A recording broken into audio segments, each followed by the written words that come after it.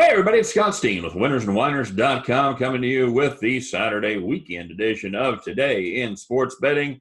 We're doing it MLB style, everybody, taking a look at every single baseball game on the card today with my buddy Scott Reichel of winnersandwhiners.com. Don't forget to check out winnersandwhiners.com. Deep dives into every single game, every single day, baseball, football, you got your hockey, you got your pad, whatever it is, you get over there and check it out, won't you? Scott, they doing WNBA over there now? As far as I know, I'm not fully sure about that. I think so. I know I personally follow it a bit. A couple of really good WNBA snipers on staff. I think we do. Good. All right, let's get rocking on some baseball here, shall we, Scott? Starting off with a little 105 Eastern time, a little game that we get to play if we want to, Scott, for a change. As the New York baseball Yankees go up against the Baltimore Birds. Yankees did okay in the game one of this series, showing the Orioles who's boss. And game two. They outscored them 17-2 combined. Yeah, nicely done indeed there. I thought the Yankees would go on a run, and it appears the run might be on its way. Well, it helps they're going up against the Baltimore Orioles. I don't know if I could say that. They're only 2 games ahead of the Orioles in the wild card spot. Yeah, I know. They this was a big weekend for the Birds, and they need to recover quickly. You've got Jordan Montgomery going against Dean Kramer for the Birds. You got some thoughts on this one? Fun fact: Kramer's the first Israeli-born MLB pitcher ever. Fun fact. That's my thoughts. No, that's true story. You don't say. True story. But for the sake of the actual game itself, I'm going with the Yankees. I know that Montgomery's had ups and downs. His main issue has been the first inning. But overall, I said I thought the Yankees were going to go on a run. They woke up yesterday, outscored them 17-2. And they, believe it or not, the Yankees tend to be very good at Yankee Stadium. And that has been the case this year. They've been awful on the road, very good at home. I'm going to go with the Yankees at minus 175. After winning 17-2 in two separate combined in 2 games yesterday, I think the Yankees are going to take care of business here. You do, huh? I do. I know Kramer pitched well against the Yankees last Sunday, but I think the Yankees will do better against him the second time around. Okay. Well, that's I know you're going to take the value with Baltimore. You know, there's not as much value as there usually is. I'm not convinced about this pitcher. He's got just the one appearance this season. He pitched 6 nice innings against the Yankees, give up one hit, 1 earned, 3 walks, 7 strikeouts. But on the other hand, you've got Jordan Montgomery going, and you know, I know you're a big Montgomery fan, aren't you? I can say I'm a big fan. I think that he's better than his stats indicate. I feel like he's let us down the last couple of times, Scott. I think that. I can't say he let me down when I was maybe once or twice against Toronto, but the Yankees' entire team was awful there. But yeah, I don't know. I think Montgomery will bounce back here. Maybe just a hunch. 5.72 ERA. Had a horrible game against Tampa Bay. Gave up 4 earned in 2/3 of an inning. Wasn't great last time out. Threw a lot of pitches. What are we getting here? 160? Yeah, 162. I haven't. You know what? I will take the. They're gonna take a spin. You know, I feel like a broken record here taking Baltimore. I mean, it's worked out pretty well for the course of the season. Yeah, I know we're up on our dogs. You know, how about a little. You can go with Baltimore team total if you want to fade the pitcher. Baltimore. Yeah, that's not a horrible play. I think I'm going to get Baltimore at 3.5 there. Could be. Because it's 9, and with that big of a spread, it should be 5.5, 3.5. Yeah, I'll take Baltimore team total there. I'll take that awful bullpen out of the equation. They burned us the other night with that makes sense. With a 4-run lead. So, yeah, we'll do that. We'll take the Baltimore team total over 3.5. Hopefully I'm not going to spend 5 minutes on every game. I apologize. I know you had your pick locked and loaded on that one. Braves Nationals 105 East Side, Scott. We're seeing it's an easy winner for me yesterday. I had the over. They've been scoring some runs down there, man, where they end up. I know Acuna got injured though, so keep that in mind if you're thinking about betting Atlanta. It's my old pal Ian Anderson going. Yeah, it's Jethro Tull going on the mound. Really don't mind if you sit this one out. I don't think he was good in his last start, though. I believe you were correct, Scott. He was good overall, but not in his last start. He's 2-1. Yeah, he did lose his last one. Still has 2.24 ERA, 106 WHIP. He was all right last time out. 1 earned in 3 innings. I'm actually going to lean Nationals here. I know that the over is appealing once again at 9. I still like Corbin. I know he hasn't been as dominant this season, but the Braves lost yesterday. Now they're probably going to be without Acuna for today, so their lineup should be weaker than usual. I'll lean to the Nationals. I'm going to go ahead and I'm going to play the Atlanta. I can't play Patrick Corbin at all. Atlanta ate him up last time. 5 earned over 5 1/3. 4 walks. I'm not digging Patrick Corbin and his. I'm just concerned with the Braves' offense with Acuna on the lineup. I think that's a huge loss. Natural, of course. It is. But I think that I think they're still the better team here, and I think they may have the best pitching. They may have the advantage as far as pitching goes. Corbin's lost 5 straight starts. Yeah, I'm acknowledging he's not been good this year. Okay. Yeah, give me at even money. Give me the Braves. Give me the better team. I'll take them. All right. All right. Moving on, we go to the Philadelphia Phillies and the Miami Marlins. Phillies showed them who their daddy was Friday night. Philadelphia's also the favorite here, -113, plus 103. I'm just going with the Phillies money line here. Spencer Howard goes against Jose Urena. What'd you say? I said I'm just going with the Phillies. You should take the Phillies right here? I'll take the money line. I know Howard hasn't been great. He was decent in his last appearance. Urena's barely pitched this year as he was dealing with COVID earlier. Mm-hmm. But Phillies have been playing some good baseball over the past week and a half. They've kind of been flying under the radar. So I'll go with the Phillies. You know what? I'll take the over here. I think that's a decent play. We've got it at 9. I think this is 2 pitchers that have the potential to give up a fair amount of runs. I think one of these teams puts 6 or 7 on the board. I just think based on the current form of the teams, I think the Phillies should be a bigger favorite here. Nah, fair enough. Yeah, no, I'm not backing Spencer Howard. So fair enough. Royals Pirates. Royals at home -117 plus 107 for the Buccos. Again, the total is 9 in this one. Yeah, I wrote an article about this for Winners and Winers. So if you want a deeper breakdown, you check out my article. I like the Royals in this spot. I don't know what line do you have, like 120? -117. I'm taking that. Trevor Williams has been awful. He's got an ERA of 5.8. I know that Hernandez barely goes into innings. He hasn't gone more than 3 2/3 in a start, but his ERA is 1.42. He's been good, and is most of us fading at Trevor Williams. And believe it or not, despite the fact the Royals have been awful the entire season, they're on a 4-game winning streak, so they have been playing some good baseball lately. I'll back the hotter team at -117 against arguably the worst team in the league. Yeah, Royals got them tonight 4-3. It's going to be basically a bullpen game for the Royals. Still, though, they've won 4 straight. They're against the worst team in the league. I don't know how I'm not supposed to take them at -117. Yeah, they'll have they got the home field advantage as well. So, Trevor Williams hasn't been good. He's given up 12 earned over his last 3 starts, covering 14 innings. That's 1-6. So yeah, he's not too good. Not what do you call not good at all there. So I'm assuming you're with me on the Royals here. I'll take my hometown Kansas City Royals. I'll ride with you there at a decent price. -117 is the surprisingly good Royals bullpen. Takes care of business against the Pirates. Cubbies and Brewers, Scott. Lester almost came through for me, man. Almost came through for me. 9 is the total. Brewers win that one 1-0 with the so close to Cubs value. 9. Somebody told me gave me a tip that these games, the under for the last 2 or 3 seasons has been astounding between these 2 teams. That wouldn't surprise me.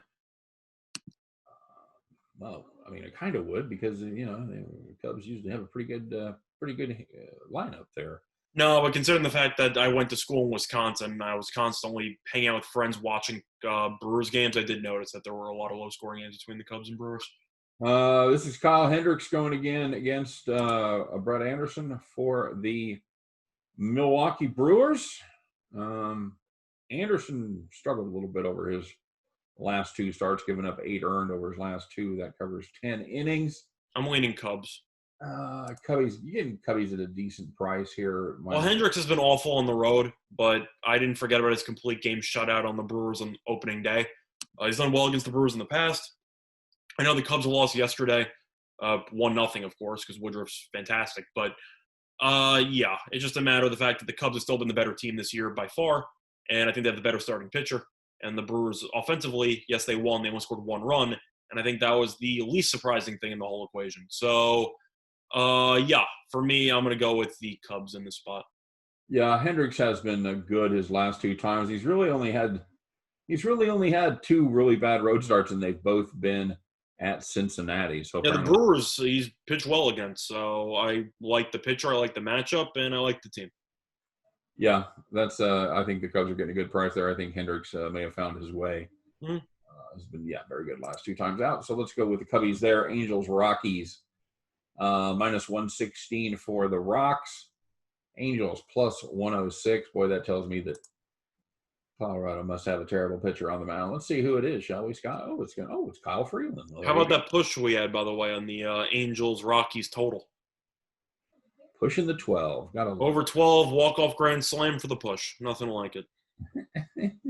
Boy, that's the last vestige of the truly desperate right there, my friend. Yep, the Charlie Blackmon walk-off grand slam.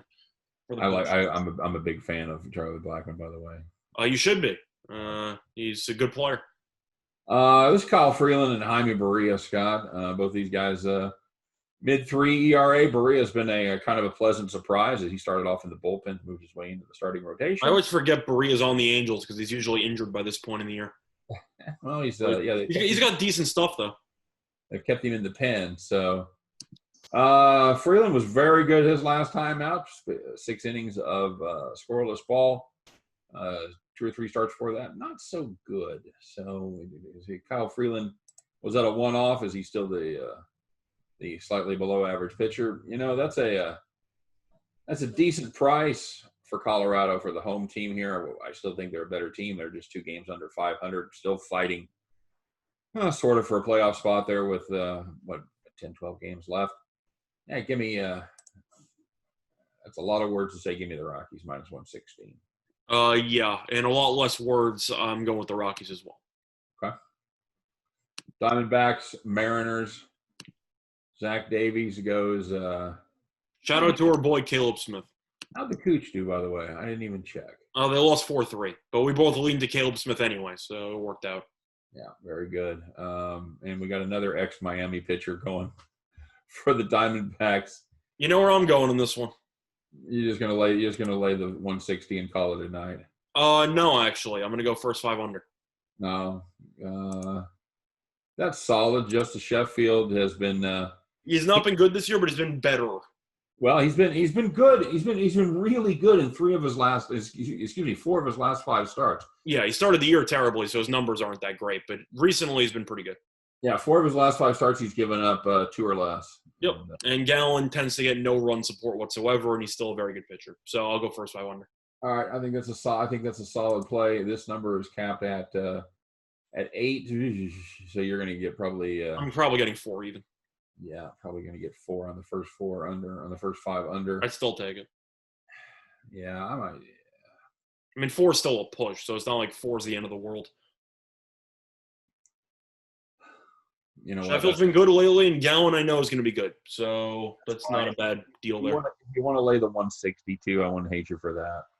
Honestly, no. With Arizona's bullpen and with Seattle's bullpen as well, it's kind of a coin flip once the starters come out of the game. Well, that's what I'm saying, but I'm thinking that Gallen should lead with a 2 or 3 run lead. And I think he should. It's just I don't want to touch Arizona's bullpen. I'll just go first 5 under. Fair enough. I'm just saying, if you're out there listening, you're like, well, yeah, but should I play the Diamondbacks? Yeah, I'd lay the price on the Diamondbacks too. You can consider it, but Sheffield's recent results are going to deter me a little bit from the Diamondbacks. You're right. Reds Cardinals rematch here. Cardinals once again a favorite. Or excuse me, they were not. They were the dog yesterday. We caught them at plus 105 for that premium. Today they're going to send Dakota Hudson versus Anthony. Why are you at the bottom of the sheet? Yeah. Yeah. Well, because we never always agree with the starting pitcher, so I'm telling you what I have in mind. Yeah, I got TJ Antone and Dakota Hudson. Is that who you have? That's who I have. All right. I think you know where I'm going with this game. Since you lost the premium on them yesterday, I'm taking the Cardinals today. That's pretty much a lock. Yeah, the only thing it's the day after effect. Only thing I could do there to screw you was to take the Cardinals again in a premium play. Dakota Hudson all of a sudden has started pitching pretty well. TJ Antone's been good. I don't hate the under here, Scott. Both of these offenses are dreadful. Where are we getting this? Is this still going to be 8.5? I see 8.5. You know what? I play first five. I get it at 4.5, but I don't know if I can or not. I doubt I can. I like the under there. Just give me the 8.5 full game. I don't care. I'm just going to go with Cardinals. They're roughly minus 127, give or take. That's what I got. Yeah. Astros and the Dodgers, everybody. It's Framber Valdez against Julio Urias for the Dodgers. Dodgers minus 900. No, I'm sorry. Dodgers only minus 142 in this one, Scott. Oh, that's right, because they're playing Houston. There you go. Minus 142 plus 131 on the Houston Astros. 9.5 is the number there. I think I have to go Dodgers, right? I can't remember the last time the Dodgers have not been laying minus 220. You know what? I'll play the Houston's been awful on the road this year. They have been terrible away from home. I will play the under there in Los Angeles, the heavy air, the night game. Although, well, you know what? I'll tell you what. It's the afternoon game. Huh? It's the afternoon game because of the time difference. Oh, do they have that? Do they do that? Game's technically at 8, but it means it's starting at 5 when Pacific. It's a 5:15 local, so yeah, it's not going to. I'm just throwing it out there that Houston is 6-17 on the road this season. I'm taking the Dodgers. Yeah, and Valdez has been terrible. The last few starts have been not good. Yeah, his numbers overall are good, but he started off a lot better. Urias, he's 3-0 with a 3.86 ERA. He's been pretty good. Dodgers also have won both games of the series so far. The last game being the Joe Kelly launch at the guy's forehead fiasco. That was the last time these two teams played each other. But overall, I'll go with the Dodgers. They're usually not this cheap, and the Astros are abysmal on the road. They're on sale. It's like the bargain aisle at Target. I think you'll agree with that, though. You assume based on the current run the Dodgers are in, they're probably laying minus 190 every game, minus 140, and you go, is this mispriced? What's going on? Yeah, absolutely. I think Valdez and the Astros are getting a little too much respect in that spot right there. Yep, I agree. Dodgers minus 142. Last game on the card for me is the Indians and the Twins. Indians road team minus 115. Twins plus 105 as Zach Plesac goes against Rich Hill for the Twins. Who you on here, buddy? I'm going to go with Minnesota. I know Plesac's been good. Indians have lost 4 straight. Not exactly a fan of the way they've been playing baseball. I know Bieber pitched well yesterday. Didn't matter. Maeda was better. The Twins got the win there. But Twins have been great at home. Rich Hill, who feels like he's been around for about 35 years. He's still hanging around. Plesac's been good, but I don't like the current form of the Indians team. So I'll go with the Twins. Especially as an underdog price at home. That's a pretty good deal for the Twins. Play under in this one, too. Yeah, I was leaning under. I thought about that, but you're giving me the Twins at home as an underdog against a team on a 4-game losing streak. I'll go with the Twins. Yeah, I have more confidence in Plesac than I do in Rich Hill. Oh, Plesac's a good pitcher. Don't get me wrong. I'm not going to try to claim Rich Hill's better. I think that just current form, I like the Twins. Okay, good enough. There you go. All right, guys, that's a baseball show for you right there. That's every game on the board, and probably taking even too much time. So sorry about that. And we've got, you know what? I'm never sorry for giving too much information out, Scott. Take that, people. Information. Take that. Fuck it. All right. And one more to go. We're going to do our NFL show as you and I are going to give our 3 favorite picks for the NFL. So stay tuned. Just let that next video play, everybody. It's going to be us, I promise. So for all of us here at Winners and Wonders, for myself, for Scott Rice Show, appreciate you watching today, everybody, of course. Good luck on all your plays. And, we'll see you next time on Today in Sports Betting. Take care.